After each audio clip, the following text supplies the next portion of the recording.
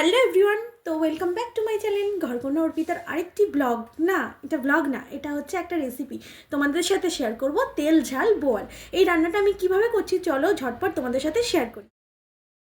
তো দেখো বন্ধুরা, আমি মাছগুলোকে কিন্তু লবণ হলুদ আর তেল দিয়ে মেখে নিয়েছি, কারণ এই মাছের কিন্তু আঁশ নেই, তাই জন্য প্রচুর প্রচুর ফাটে। তো সেই জন্য আমি তেল দিয়ে মেখে নিয়েছি, তারপরে কিন্তু ঢাকনা চাপা দিয়ে দিলাম কোনো রিস্ক না নিয়ে। তারপরে মাছগুলোকে ভালো উল্টে পাল্টে ভালো করে ভেজে নিয়ে দেখো পেঁয়াজ কুচি টমেটো কুচি রেখেছি, আর এখানে কিন্তু জিরে কাঁচা লঙ্কা রসুন পেঁয়াজ সমস্ত কিছু পেস্ট করে নিলাম এক ঝটকায়।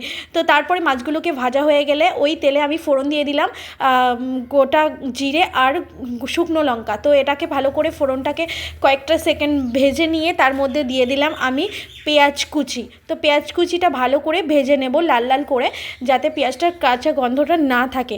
তো পেঁয়াজটা ভালো করে ভেজে নিলাম, আর তার মধ্যে অ্যাড করলাম লবণ, পরিমাণ মতো লবণ আমি কিন্তু এখনই দিয়ে দিলাম। বাকি রান্নাতে কিন্তু লবণ দেবো না, কারণ লবণটা বারবার দেওয়া যায় না।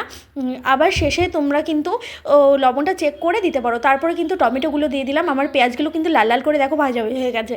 তো ভালো করে টমেটোগুলো ভেজে নিলাম, সিদ্ধ হয়ে গেল টমেটো। তার মধ্যে অ্যাড করলাম আমি ওই যে পেস্টটা তৈরি করেছিলাম সেই পেস্টটা, যাতে রান্নাটা আরও টেস্ট হয়। সেই পেস্টটাই কিন্তু আমি শুকনো লঙ্কা অ্যাড করেছি, যাতে কালারটাও ভালো হয়। হ্যাঁ, তোমরা চাইলে কাঁচা লঙ্কাও অ্যাড করতে পারো, তার সাথে লঙ্কার গুঁড়োও দিতে পারো। আমি কোনো রকম গুঁড়ো মশলা এখানে অ্যাড করিনি, সামান্য হলুদ গুঁড়ো লবণ এইগুলোই গুঁড়ো, তাছাড়া আমি কোনো গুঁড়ো মশলা এখানে অ্যাড করিনি। তো ভালো করে মশলাটাকে কষিয়ে নিলাম, আর এই মশলাটার থেকে যতক্ষণ না তেল না ছাড়ে ততক্ষণ পর্যন্ত কষাবো, যাতে আরও সুন্দর হয় রান্নাটা। তো ভালো করে কষিয়ে নেওয়ার পরে এখানে আমি অ্যাড করলাম 2 বাটি জল।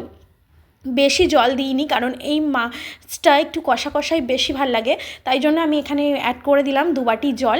তো এই জলটা ফুটতে দেবো, মানে যতক্ষণ না ওই জলটা একটু শুকনো হয় ততক্ষণ পর্যন্ত ফুটলো। তারপরে এর মধ্যে অ্যাড করব মাছ।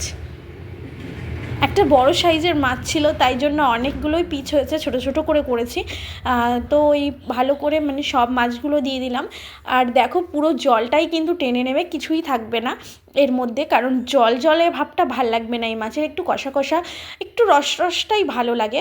তো এই যে ভালো করে মাছগুলোকে উল্টে পাল্টে নাড়িয়ে নিলাম, কারণ এমন সুন্দর করে ভাজা হয়েছে যে মাছগুলো কিন্তু ভাঙবে না। এই মাছগুলো সহজে ভাঙে না। তারপরে দেখো এর মধ্যে আমি অ্যাড করলাম ধনেপাতা, আর ধনেপাতাটার স্মেলটা এই মাছের সাথে খুব সুন্দর যায়। যে কোনো রান্নাতে কিন্তু ধনেপাতাটা খুব ভালো যায়, তাই জন্য আমি ধনেপাতাটা অ্যাড করলাম। আর আমার রান্না কিন্তু কমপ্লিট। এবার আমি এটাকে একটা পাত্রে নামিয়ে নেব। তো আমি একটা পাত্রে নামিয়ে আমার রান্না রেডি, রান্না কমপ্লিট হয়ে গেছে, তোমরা দেখতেই পেলে। আর কেমন হয়েছে রান্নাটা অবশ্যই কমেন্ট বক্সে জানাবে। এরকম আরও ভিডিও দেখতে চাইলে আমার চ্যানেলটি সাবস্ক্রাইব করে নিন আর পাশে থাকুন। আর সবাইকে অনেক ধন্যবাদ আমার ভিডিওটি দেখার জন্য। তো আজকের মতো এই পর্যন্তই, দেখা হবে পরের দিন পরের কোনো ব্লগে। বাই।